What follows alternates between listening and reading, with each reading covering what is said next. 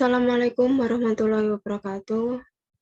Selamat pagi kepada Bapak Fajar Saiful Akbar selaku dosen pengampu mata kuliah Akuntansi Sektor Publik kelas B dan juga teman-teman sekalian.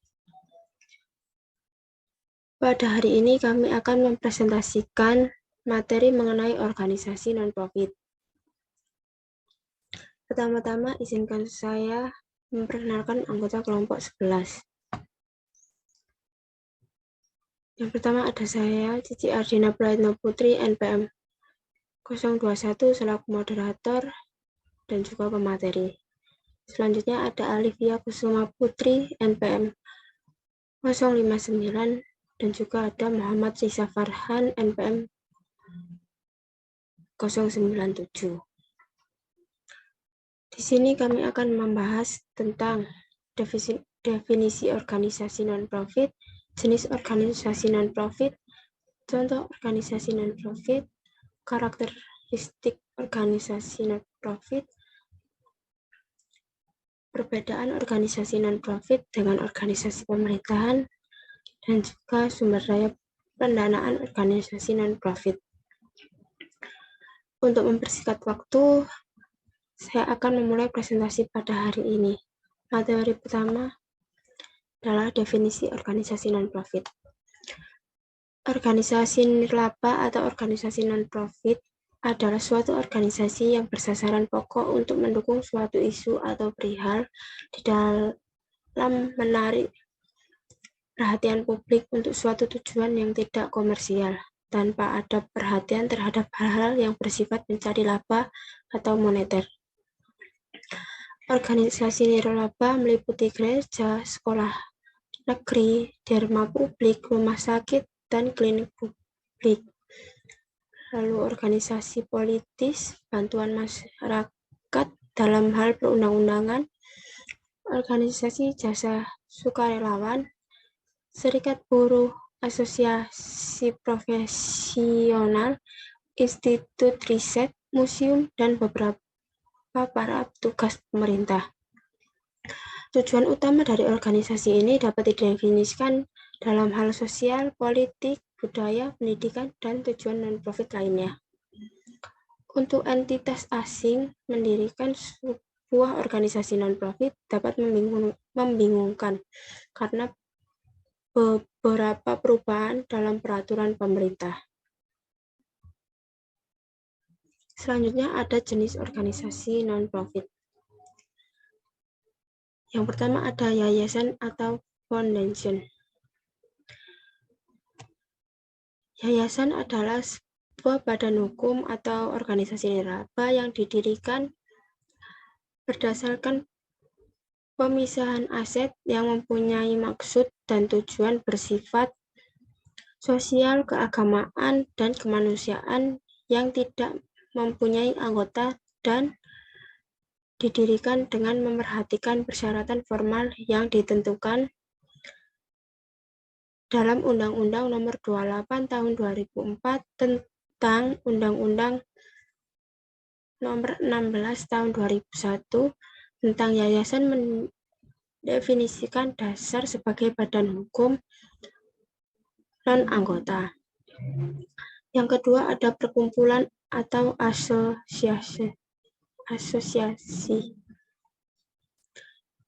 Perkumpulan adalah suatu badan hukum atau organisasi nirlaba yang merupakan kumpulan orang yang bersama-sama mewujudkan kesamaan maksud dan tujuan tertentu di bidang sosial, keagamaan, dan kemanusiaan, serta tidak ada pembagian keuntungan kepada anggotanya.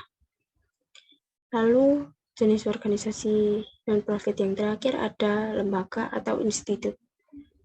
Institut adalah sebuah organisasi nirlaba yang bertujuan untuk mencapai tujuan dalam hal pendidikan, sosial, budaya, dan humaniora. Contohnya, seperti Institut Strategi Nasional atau LSN, lalu Pusat Studi Strategis dan Internasional atau CSI. IS, dan masih banyak contoh yang lainnya. Lembaga atau institut harus memilih bentuk badan hukum, antara lain foundation, asosiasi, atau korporasi sebagai badan hukum. Hal ini dikarenakan lembaga tidak dapat berdiri sendiri sebagai badan hukum tunggal. Materi selanjutnya akan dijelaskan oleh teman saya. Baik, di sini saya akan menjelaskan mengenai contoh organisasi non-profit.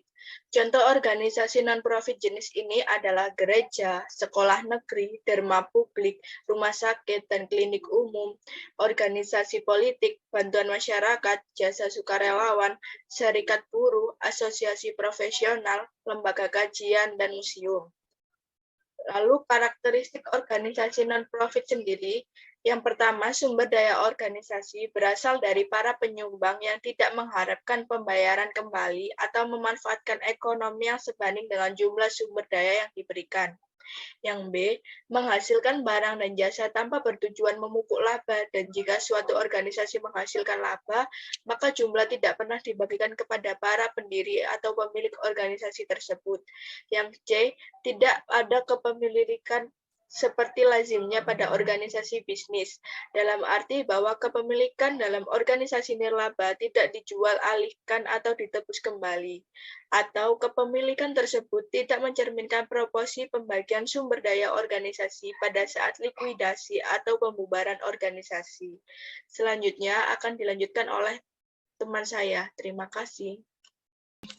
Bentuk materi yang selanjutnya yaitu perbedaan organisasi non-profit dengan organisasi pemerintah. Ada 4, yang pertama orientasi, yakni organisasi publik berorientasi pada pelayanan kepada masyarakat, yakni tidak mencari untung.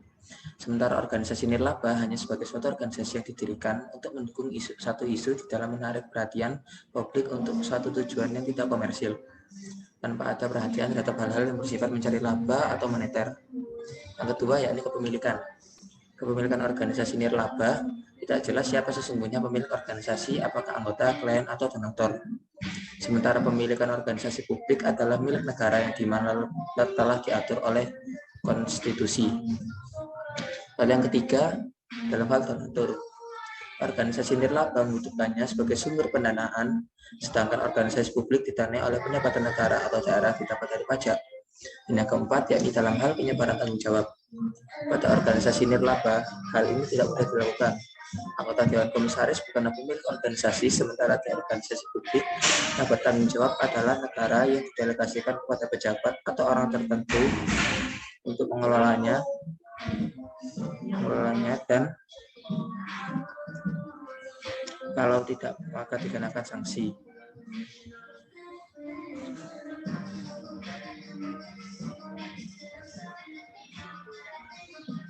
Lalu untuk yang selanjutnya yakni sumber pendanaan organisasi non-profit.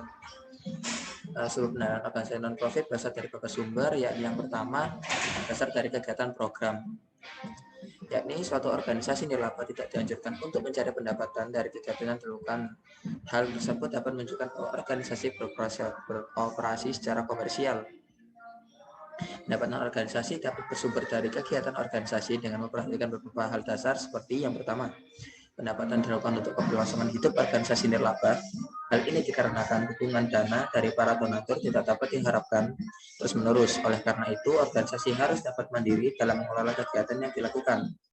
Yang kedua, yakni perluasan pelayanan masyarakat. Dalam upaya memberikan kontribusi melalui kegiatan yang dilakukan oleh suatu organisasi nirlaba, diharapkan dengan adanya sumber pendapatan dari kegiatan yang dilakukan dapat menjangkau lebih banyak cakupan masyarakat sesuai dengan sasaran kegiatan.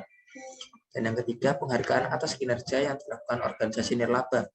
Jenis kegiatan yang dilakukan organisasi nirlaba yang melibatkan partisipasi masyarakat dan memberikan tanggung jawab untuk pemeliharaan dan operasional dengan pendanaan melalui pengenaan tarif yang dilakukan berdasarkan kesepakatan. Lalu yang kedua ada berasal dari donasi. Donasi merupakan pendapatan organisasi yang diperoleh tanpa harus menyajikan suatu balas jasa atau produk sebagai pemberian murni dari niat baik dari pemberinya atau donatur. Donasi dapat diberikan secara reguler atau hanya sekali yang dilakukan melalui kegiatan penggalangan dana atau fundraising, misalnya melalui kegiatan filantropi. Lalu yang ketiga ada berasal dari hibah. Hibah diberikan oleh suatu organisasi nirlaba untuk mendukung suatu kegiatan tertentu. Pemberian hibah sangat spesifik, mulai dari organisasi pemberi, jenis kegiatan, pelaksanaan, hingga konteks kegiatan yang dilakukan, seperti pembuatan proposal, rincian kegiatan, dan rincian dana yang dibutuhkan. Sehingga dana hibah murni sebagai donor bukan pelaksana suatu kegiatan karena diberikan sesuai proposal yang diajukan. Biasanya jumlah dana yang diberikan lebih besar dibandingkan dengan jenis donasi atau sumbangan. Yang keempat ada berasal dari bunga. Merupakan pendapatan yang dikelola dari suatu modal atau aset organisasi yang tergantung dari besaran jumlah nilai investasi. Pada umumnya, organisasi nirlaba tidak diperkenankan untuk melakukan investasi dengan risiko tinggi karena dana diinvestasikan tidak boleh berkurang dan harus meningkat jumlahnya. Sehingga organisasi nirlaba harus lebih berhati-hati atau konservatif dalam perhitungan risiko dan keuntungan dalam investasi. Yang kelima ada berasal dari iuran anggota. Dalam suatu komunitas atau organisasi nirlaba dengan beberapa anggota biasanya memasukkan anggota untuk memberikan iuran. Besaran iuran disesuaikan dengan kesepakatan bersama atau dapat juga bersifat sukarela. Kesulitan dari pendapatan berbasis iuran anggota ini adalah pada anggotanya sendiri. Iuran yang bersifat individual. Dan yang terakhir ada berasal dari usaha komersial. Pendapatan langsung dapat diperoleh suatu organisasi nirlaba melalui usaha komersial dengan membentuk unit khusus dan dalam menangani atau memiliki saham atau pemilikan badan usaha komersial. Penting untuk diketahui adalah pemisahan pengelolaan unit komersial dengan program organisasi nirlaba, sehingga kegiatan komersial dapat berjalan tanpa keterlibatan dari organisasi nirlaba dalam operasional harian. Pemisahan ini penting dilakukan untuk menghindarkan rancuan tentang penggunaan sumber daya organisasi nirlaba. Baik, sekian materi dari kelompok kami. Bagi yang ingin bertanya dapat mengisi di slide yang sudah dipersiapkan. Akhirul kalam, jika ada salah kami mohon maaf. Wassalamualaikum warahmatullahi wabarakatuh.